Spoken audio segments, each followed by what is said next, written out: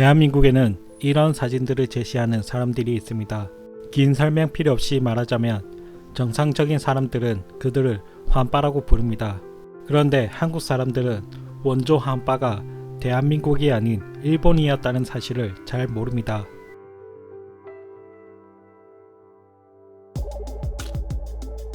일본은 세계적으로 보면 경제력이나 군사력이나 최상위권 국가로 분류됩니다. 최근 시국의 관점에서 보면 이를 부정하는 분들이 많지만 그런 감정을 배제하고 객관적으로 보면 엄청난 국가라는 것을 알 수 있습니다.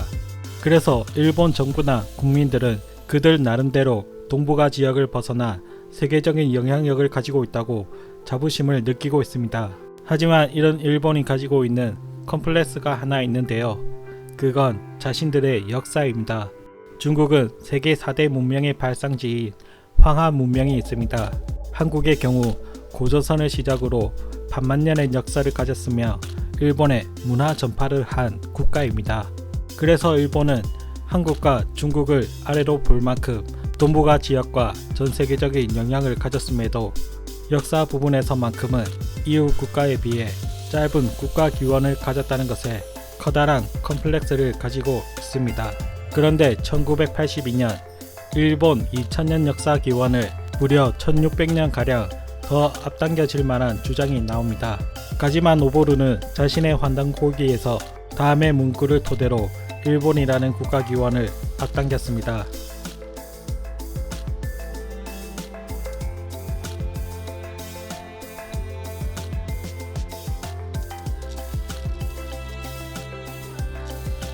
일본판 환단고기 부제인 실크로드의 흥망사에서 유추할 수 있듯이 일본 입장에서 환단고기의 내용을 토대로 일본 역사를 해석하면 일본은 극동 지역의 섬을 벗어나 실크로드를 통해 중앙아시아와 유럽 지역까지 교류가 있었다며 자신들의 고대사 지평을 섬에서 대륙으로 넓어질 수 있었던 것입니다. 그뿐만 아니라 환단고기의 내용을 살펴보면 누구나 뽕을 느낄 만한 내용을 담고 있죠. 일본은 여태껏 고사기와 일본 서기를 토대로 자신들의 기원을 BC 660년 초대 진무천왕의 즉위부터 잡고 있습니다. 그런데 가지마 노보루의 환단고기를 본 일본은 내각 총리 대신부터 국회의원, 학자, 지방단체장, 종교단체장 등 무려 1040명이 환단고기를 지원하고 추천했습니다. 특히 총리는 환단고기를 국가곡인 일본 국사화를 시도하고 이에 맞춰 의원들은 법적 조치까지 취하기도 했습니다. 학자들은 학술적 지지를 이끌어 기반을 다졌습니다. 또한 일본은 한국의 가지마 노보루의 환단고기를 서울대학교를 포함한 32곳의 대학교와 서울신문 등을 포함한 6개의 신문사, 종교 및 민족단체 12곳, 국회 도서관을 포함한 8곳의 주요 도서관, 개인 인사 23명 등 주요 단체나 인물에 배포하여 한국에서도 마치 시인한 것처럼 한국 내 배포처를 추천으로 기록해 근거를 남겼습니다. 지금에서 믿기 힘들겠지만 가지마 노보루의 환단고기는 한국의 대학과 언론, 국가기관들이 환영했다고 합니다. 아마 신민역사학자들이 주류 사학계를 구성하고 있었기 때문이지 않았나 싶은데요. 그런데 몇 년 뒤 한국에서 한국인이 쓴 환단고기가 출판이 됩니다.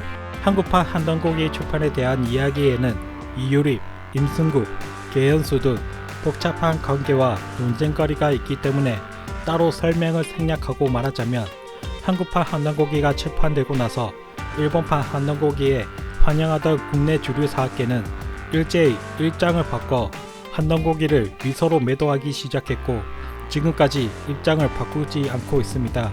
일본은 자신들의 국가시원을 확장하려고 국가적인 움직임을 보였던 것과 달리 한국 사학계는 자신들의 자리 보존을 위해 당군은 신화로 치부하며 부정했죠. 그와 함께 일본 역시 입장을 바꿔 일본판 환단고기를 쓴 가지마 노보루를 유사학자로 매도하기 시작했고 사이비 역사, 위서로 환단고기를 부정하고 있습니다. 그러면서 한일 역사학자들이 협의한 인나업 일본 부설 거짓 판명을 무시하고 일본 교과서에 실어 가르치고 있습니다. 중국과 일본이 동북아에서 역사 패권을 쥐기 위해 자신들의 역사를 부풀리고 왜곡하는데 한국은 너무나 무방비하게 있습니다.